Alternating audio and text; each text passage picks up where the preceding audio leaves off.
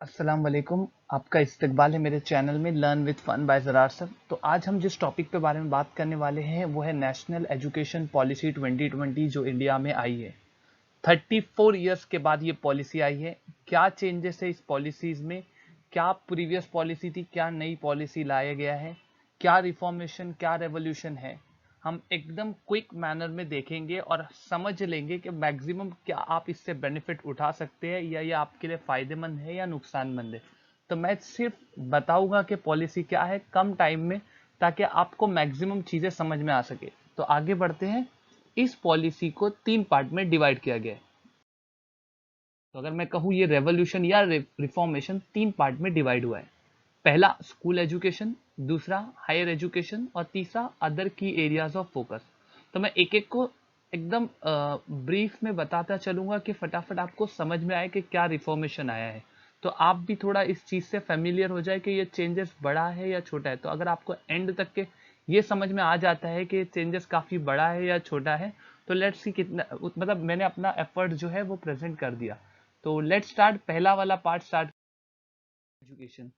तो school education start करने से पहले मैं रिक्वेस्ट करूंगा कि चैनल को लाइक, सब्सक्राइब और शेयर कर दे इस वीडियो को अगर आपको फायदेमंद लगता है तो let's start with the name of Almighty. School education में चेंजेस क्या हुआ है आपको जैसे कि मालूम है कि पहले ऐसा सिस्टम चलता था कि 6 to 16 एज तक, 10 तक के चलता था, एंड 16 to 18 12 पैटर्न था, जिसमें साइंस, कॉमर्स एंड आर्ट्स करके चीजें होती थी।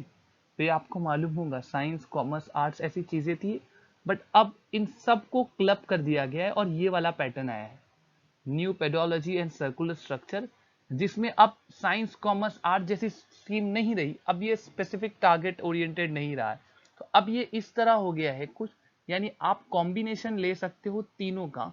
यानी आपके पास एक फ्लेवर आएगा, आप फिजिक्स के साथ इकोनॉमिक्स भी ले सकते हो, या फिजिक्स के साथ आप बैंकिंग भी ले सकते हो। यानी आपके ऊपर है आप कौन सा साइंस, कॉमर्स, आर्ट्स में से कौन सा स्ट्रीम लेना चाहोगे। तो अब ये पैटर्न पूरा चेंज हो गया, वो यहाँ पे आएगा। और इधर पे भी कुछ चेंजेस आए, यानी आप बेसिक कोर्सेस आपको करने पड़ेंगे, जैसे वेल्डिंग हो गया, और इन इन कामों को छोटा समझा जाता है, जैसे कारपेंट्री हो गया, गार्डनिंग हो गया। तो ये सारे टास्क भी बच्चों को परफॉर्म करने पड़ेंगे। तो ये काफी एक बड़ा चेंजेस है। तो इनको 3 पार्ट में डिवाइड किया गया था, पहले के एकदम प्री प्राइमरी था, और फिर स्कूल्स था, फिर कॉलेज था, जूनियर कॉलेज। अब उसको चेंज करके एक नया पेडोलॉजी आया। अब ये कब तक आता है कहना कुछ मुश्किल है, बट द थिंग इज ये आने वाला तो है, क्योंकि ये रिफॉर्मेशन में आ चुका है अब। तो देखिए, अब ये एक स्कूल के वाइज में चेंजेस हो गया, यानी अब 10th और 12th को क्लब कर दिया गया। अब स्कूल्स और कॉलेज कैसे जूनियर कॉलेज और स्कूल क्लब होंगे, ये तो फ्यूचर ही बताएगा, बट ये सिस्टम आ गया है। अब स्कूल के बाद आपको मालूम है नेक्स्ट सेक्शन अपना हायर एजुकेशन का है। तो लेट्स चेंजेस क्या है, यानी अब मैं अंडर ग्रेजुएशन की प्रोग्राम की बात करूंगा, जिसको हायर एजुकेशन बोला गया। तो इसमें 2 बड़े रिफॉर्म आए हैं, एक बीएड में आया, एक बैचलर्स में आया। तो दोनों भी देख लेते क्या रिफॉर्मेशन है, और शायद आपको कुछ पता भी चल गया होगा कि क्या रिफॉर्मेशन आया है। तो मैं टारगेट करूंगा कि मैक्सिमम कम टाइम में आपको मैक्सिमम चीजें बता सकूं। तो सम इंपॉर्टेंट चेंज जो आए हैं, जिसमें से पहला चेंज जो आपको देखने मिलेगा कि मल्टी डिसिप्लिनरी हो गया है। अब सारी चीजें अब मल्टी डिसिप्लिनरी, यानी बच्चा एक कोर्स से दूसरे कोर्स में जा सकता है, उसके अंदर कोई प्रॉब्लम नहीं है, मल्टी डिसिप्लिनरी चीजें आ चुकी है। तो ये एक काफी बड़ा चेंज है, जो आपको मैं नेक्स्ट स्लाइड में समझा दूंगा कि मल्टी डिसिप्लिनरी मतलब क्या होता है। यानी वो एक कोर्स से दूसरे कोर्स में जा सकता है, और कॉलेजेस को भी बोला गया है कि आप मल्टी डिसिप्लिनरी रहेंगे तो बेहतर रहेगा। ओके, तो ये एक काफी बड़ा चेंज है जो आपको याद रखना है। सेकंड, टीचर्स एजुकेशन पे काफी बात हुई है 15 पॉइंट में, यानी 15 नंबर का जो पॉइंट है उस 66 पेजेस की गवर्नमेंट की नेशनल एजुकेशन पॉलिसी में, उसमें टीचर्स एजुकेशन का काफी इंपॉर्टेंट रोल बताया गया है। तो अब टीचर्स एजुकेशन के लिए वो लोग ने एक बीएड का जो पहले कोर्स होता था, bachelor of education, I don't know, अब मुझे नहीं लगता ये शायद सिर्फ स्कूल्स तक के सीमित रहेगा। सुप्रीम कोर्ट और हायर कोर्ट के मुताबिक ये सबको करना होगा जिनको भी टीचर्स बनना है। अब ये प्रोफेसर के लिए लागू होगा कि नहीं, ये एक टेक्निकल डिबेट या डिस्कशन होगा, बट द थिंग इज ये कोर्स अब आ चुका है। और इस कोर्स के बारे में ऐसा कहा जाता था पहले कि कंफ्यूजन इतना था इसके बारे में कि 4 इयर्स का है या 2 इयर्स का है या 1 इयर्स का है। तो यहाँ पे मैं आज क्लियर कर दूंगा, देखिए आप समझ सकते हो कि अब ये 4 इयर्स का है या 2 इयर्स का है या 1 इयर्स का है। तो अब ये कोर्स जो है वो इस तरह हो गया है। यानी अगर आप स्कूल एजुकेशन के बात करना चाहते हो, जो अभी नया पेडोलॉजी आया है, तो स्कूल एजुकेशन के बाद आपको ये कोर्स 4 ईयर में कंप्लीट करना पड़ेगा। ओके, अगर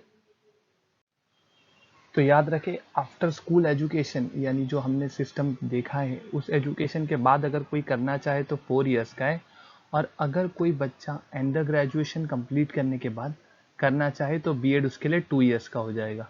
और अगर कोई पोस्ट ग्रेजुएशन यानी एम कॉम बोलो या एमएससी बोलो या एमई बोलो, कोई भी पोस्ट ग्रेजुएशन है, अगर एमएससी ऐसा कोई भी पोस्ट ग्रेजुएशन के बाद बीएड करना चाहेगा तो अब न्यू रूल के हिसाब से वो 1 ईयर का हो जाएगा।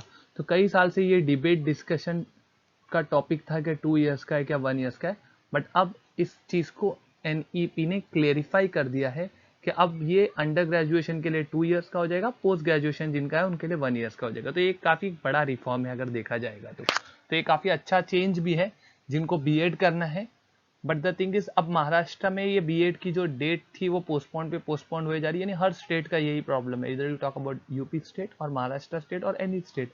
तो अभी उनके एंट्रेंस का भी डिले चल रहा है, बट आप याद रखें कि सिस्टम अब ऐसा रिफॉर्म हुआ है। तो ये हो गया टॉपिक रिगार्डिंग टू बीएड का डिस्कशन। अब आते हैं इसके नेक्स्ट में, इसी में क्या चेंजेस आए हैं अंडर ग्रेजुएशन में। अब रिफॉर्म आया बैचलर डिग्री के अंदर, जो चेंजेस आए हैं एनईपी के हिसाब से वो है कि अब डिग्री मल्टीपल एग्जिट्स है। अब मल्टीपल एग्जिट्स का मतलब क्या है मैं समझाता हूँ, बट पहला कुछ एक कंसेप्ट देख लीजिए। अगर कोई बच्चा फर्स्ट ईयर क्लियर होता है और वो कॉलेज छोड़ना चाहता है, तो फर्स्ट ईयर कंप्लीट करने के बाद अगर वो कॉलेज छोड़ता है तो उसको उस डिग्री का सर्टिफिकेट मिलेगा। फॉर एग्जांपल मान लीजिए अगर इलेक्ट्रॉनिक्स की डिग्री है या इलेक्ट्रॉनिक्स एंड टेलीकम्युनिकेशन की डिग्री है, और वो अगर कंप्लीट करके बाहर निकलता है फर्स्ट ईयर, तो उसको सर्टिफिकेट मिलेगा ईएक्सटीसी का, या इलेक्ट्रॉनिक्स का बोलो या मैकेनिकल या कोई भी ब्रांच होने दो, या बीएससी होने दो, कोई भी BSc in science, BSc in IT, जो भी है उसका सर्टिफिकेट मिलेगा उसको, अगर वो फर्स्ट ईयर से बाहर होता है। तो अगर वो सेकेंड ईयर कंप्लीट करके बाहर होता है तो उसको वही डिग्री का डिप्लोमा मिलेगा। ओके, यानी अगर फर्स्ट ईयर पार करके कॉलेज छोड़ता है तो सर्टिफिकेट मिलेगा, सेकेंड ईयर पढ़ के छोड़ता है तो डिप्लोमा मिलेगा, थर्ड ईयर पढ़ के छोड़ता है तो अब वो डिग्री यहीं मिल जाएगी उसको। देखिए थर्ड ईयर में उसको डिग्री मिल जाएगी, पहले डिग्री 4 ईयर की थी, अब डिग्री थर्ड ईयर की है। लेकिन यहाँ पे एक बहुत बड़ा रिफॉर्म है कि अगर वो फोर्थ ईयर कंप्लीट कर लेता है तो उसको डिग्री विथ रिसर्च करके मिलेगी। तो ये एक चेंज है। नेक्स्ट जो चेंज है, जो ड्रास्टिक चेंज है, वो क्रेडिट बेस्ड है। याद रखे, मल्टीपल एग्जिट्स का मतलब ये वो कभी भी कौन से भी ईयर में एग्जिट ले सकता है, और ये क्रेडिट वो कोई और डिग्री में ट्रांसफर भी कर सकता है। यानी अगर किसी ने फर्स्ट ईयर ईएक्सटीसी या कोई भी ब्रांच या बीएससी बोलो या बीकॉम बोलो, कौन सी भी डिग्री में एक एडमिशन लिया है उसने, और उस डिग्री का फर्स्ट ईयर कंप्लीट करके वो बीएससी में जाना चाहता है या कोई दूसरी कोर्स में जाना चाहता है, तो ये क्रेडिट इधर ट्रांसफर हो सकते हैं, यानी वो सेकेंड ईयर में आ जाएगा। पहले ऐसा नहीं था, अगर फर्स्ट ईयर में कोई डिग्री कंप्लीट कर रहा है, वो डिग्री वहां से छोड़ता है, तो अगर कोई दूसरी डिग्री लेता है तो उसको वापस से फर्स्ट ईयर से स्टार्ट करना था। अब ऐसा नहीं होगा। तो ये काफी बड़ा रिफॉर्म है देखा जाएगा तो इंडियन एजुकेशन सिस्टम का। नेक्स्ट अब बात करते हैं थोड़े हायर एजुकेशन सिस्टम की। तो अदर की एरियाज ऑफ फोकस क्या है, तो अब अदर की फोकस में हम लोग पीएचडी देखेंगे और प्रोफेशनल कोर्सेज देखेंगे जो चेंजेस आए हैं रिफॉर्मेशन में। तो वो कौन से चेंजेस, क्या रिफॉर्मेशन आए हैं देखते हैं। तो पहले मैं प्रोफेशनल कोर्सेज के बारे में बात करूंगा। Okay, let's start with professional courses first. तो प्रोफेशनल कोर्सेज में, प्रोफेशनल जो एजुकेशन सिस्टम है उसमें सबसे पहले मैं बात करूंगा एग्रीकल्चर की। करंटली इंडिया में 9% सीट्स है एग्रीकल्चर की, यानी 9% एग्रीकल्चर सीट्स है compare to all this degree, और उस 9% में से सिर्फ 1% एडमिशन होते, यानी बाकी 8% सीट्स खाली जाती है हर साल। तो एनईपी के हिसाब से एग्रीकल्चर में आप ज्यादा बढ़ावा दे, ये उन लोगों ने 20.3 पॉइंट में डिस्कस किया है। तो याद रखिए आपको अब सीट्स जो है एग्रीकल्चर की इंपॉर्टेंस कराई दी जाएगी, और उसके लिए कुछ ना कुछ सब्सिडी या कुछ पॉइंट्स गवर्नमेंट ऐड करने वाली है। नेक्स्ट पॉइंट जो मैं डिस्कस करूंगा वो है लीगल एजुकेशन के बारे में। तो अब लीगल एजुकेशन में सिर्फ जुडिशियल नहीं होगा, social, economical and political aspect को भी ऐड करने के लिए बोला गया है।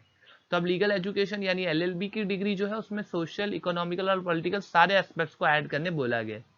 नेक्स्ट हेल्थ केयर में सबसे बड़ा चेंज जो हेल्थ केयर में मुझे दिखा है, जो 20.5 में उन लोगों ने डिस्कस किया है, वो एलोपैथी को अब सब चीज पढ़नी पड़ेगी, बेसिक जैसे एलोपैथी को यूनानी पढ़ना पड़ेगा, एलोपैथी को आयुर्वेदा पढ़ना पड़ेगा, आयुर्वेदा के साथ उनको नेचुरोपैथी और योगा भी पढ़ना पड़ेगा, नेचुरोपैथी योगा पढ़ना पड़ेगा, होम्योपैथी पढ़ना पड़ेगा, यानी ये सारे जो अलाइड कोर्सेस है जो इसके साथ चलते हैं, इस डिग्री के साथ, इस कोर्सेस के साथ, वो सारे एलोपैथी वाले को फंडामेंटल्स पढ़ने पड़ेंगे।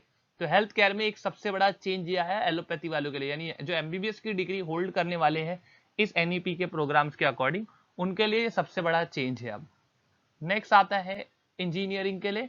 तो इंजीनियरिंग के लिए आप देख सकते हैं कि अब इंजीनियरिंग के लिए एआई और एमएल करके जो कोर्सेस है, यानी artificial intelligence and machine learning, जो लेटेस्ट वर्ल्ड ट्रेंड टेक्नोलॉजी है, इस पे काम करने के लिए बोला गया है। तो ये एक इंपॉर्टेंट चेंज है इंजीनियरिंग के लिए। और इंजीनियरिंग को कहा गया है कि आप वो मल्टी डिसिप्लिनरी बना दे। मल्टी डिसिप्लिनरी का मतलब एक साथ आप कई ब्रांचेस को क्लब करें, यानी आप एग्जाम्पल मैकेनिकल और कंप्यूटर को क्लब करने की कोशिश करे, या कंप्यूटर और इलेक्ट्रॉनिक्स को क्लब करने की कोशिश करे, या इलेक्ट्रिकल को क्लब करने की कोशिश करे, या सिविल के साथ कुछ क्लब हो, ऐसा कुछ सोच के बात करने के लिए कहा गया है प्रोफेशनल एजुकेशन के सिस्टम के रिगार्डिंग में। तो ये 4 इंपॉर्टेंट पॉइंट्स थे जो मुझे दिखे प्रोफेशनल एजुकेशन में, जो आपको समझने भी आसानी होगी। तो आप देख सकते हैं इनके बारे में कि क्या चेंजेस आए हैं। और इतना याद रखें कि अब कोशिश ये की गई है कि हर डिग्री 3 इयर्स से कन्वर्ट होके 4 इयर्स की हो जाए, और हो भी जाएगी 4 इयर्स की, याद रखें। इसीलिए बीएड अब 4 ईयर का हो चुका है अगर कोई 12th के बाद करना चाहता है। तो आ जाते हैं प्रोफेशनल एजुकेशन के बाद नए रिफॉर्म में, यानी तो अब पीएचडी के लिए कुछ चेंजेस आए हैं जो कि 15.9 में उन्होंने डिस्कस किए हैं कि वो क्रेडिट बेस्ड होगी। अब मार्क्स बेस्ड नहीं होगा, वो भी पीएचडी भी क्रेडिट बेस्ड होगा। देखा जाएगा तो हर डिग्री अब जो हर हर कोई भी डिग्री की आप बात करो, सारी की सारी डिग्री अब क्रेडिट बेस्ड ही होने वाली है। नेक्स्ट पॉइंट जो इसमें डिस्कस किया गया वो इंटरडिसिप्लिनरी होने वाली है। अब इंटरडिसिप्लिनरी आपको बता दिया गया है, मल्टीडिसिप्लिनरी का मतलब क्या होता है, इंटरडिसिप्लिनरी का मतलब क्या होता है। तो ये फंडामेंटल एकदम बेसिक चीज है, इंटरडिसिप्लिनरी होने वाली है। नेक्स्ट, अब एमफिल डिग्री को हटा दिया गया है, यानी अब एमफिल डिग्री जो थी वो स्क्रैप्ड आउट हो चुकी है, यानी अब एमफिल डिग्री कोई नहीं कर सकता। यानी पहले ऐसा था तो लोग पीएचडी में एडमिशन लेते थे और कंप्लीट नहीं होता तो उनको एमफिल की डिग्री मिलती थी, but MPhil completely scraped out हो चुका है, इतना याद रखिए। ये डिटेल में है, ये वो 66 पेजेस के बुकलेट में मेंशन नहीं है। तो एमफिल की डिग्री हट चुकी है अब यानी कोई फिलोसफी मास्टर्स इन फिलोसफी नहीं कर सकता, करना है तो डॉक्टरेट इन फिलोसफी ही करना पड़ेगा उसे। तो ये एक बड़ा रिफॉर्म या बड़ा चेंजेस है इस एनईपी में। Okay, thanks, that was the complete introduction or conclusion about the NEP जो गवर्नमेंट रिफॉर्म लाई है। any question please comment or suggest and let me know so that I can improve further, मैं और बेहतर अपने content को present कर सकूं। तो कुछ कंटेंट जो मैंने डिस्कस किया उसके बारे में फटाफट अगर मैं रिवाइज करूं तो ये है कि स्कूल एजुकेशन में जो रिफॉर्म है आपको मालूम होगा वो क्या है। आपको हायर एजुकेशन का भी रिफॉर्म मालूम पड़ गया है, बीएड के रिलेटेड भी आपको मालूम पड़ गया है, पीएचडी और अदर अलाइड कोर्सेज के। तो याद रखें फर्स्ट ईयर से अगर कोई बच्चा ड्रॉप आउट होकर जाना चाहता है तो उसको सर्टिफिकेट मिलेगा, सेकंड ईयर में डिप्लोमा मिलेगा, थर्ड ईयर में उसको डिग्री मिलेगी, एंड फोर्थ ईयर में डिग्री विद रिसर्च मिलेगा। तो ये काफी बड़ा चेंज है जो बच्चे को करना है। और ये एनईपी, अब इसका सबसे बड़ा इम्पैक्ट है ये चीज इम्प्लीमेंट कैसे होगी, वो एक बहुत ही बड़ा सवाल है, क्योंकि आ तो गया है चेंज बट इम्प्लीमेंटेशन काफी प्रॉब्लम हो सकता है। जैसे कि एक प्रॉब्लम जो मुझे दिखा और हाईलाइट करना चाहिए और जो बोलने की जरूरत भी है, कि यहाँ पे डिप्लोमा और पॉलिटेक्निक यानी आईटीआई और पॉलिटेक्निक, अगर मैं बात करूँ डिप्लोमा यानी पॉलिटेक्निक ही होता है, आईटीआई जो जो इंडिया में चलता है बेसिकली, उन उन उन स्कूल्स उन कॉलेजेस के क्या होगा। तो गवर्नमेंट कहती है जो सेकेंडरी स्कूल होगी वो उनके साथ क्लब करेगी और कुछ ना कुछ नया एक रिफॉर्म लाना चाहिए। तो ये एक अलग ही चीज है, अलग ही पॉइंट है डिस्कशन का। फिलहाल के लिए तो यहाँ तक के इतना डेटा सफिशिएंट है थोड़ा बहुत एनईपी समझने के लिए। जैसे जैसे नया नया पॉइंट एनईपी में आता रहेगा मैं वीडियो उस हिसाब से बनाता रहूंगा। अगर आपको कुछ इस मेरे चैनल पे कोई वीडियो रिलेटेड टू दिस या किसी भी टॉपिक पे चाहिए तो प्लीज कमेंट करें, ताकि मैं और अपने वर्क को थोड़ा चेंज कर सकूं। साइड में जो आप फोटो देख रहे हैं वो मेरी है, इट वॉज गोवा।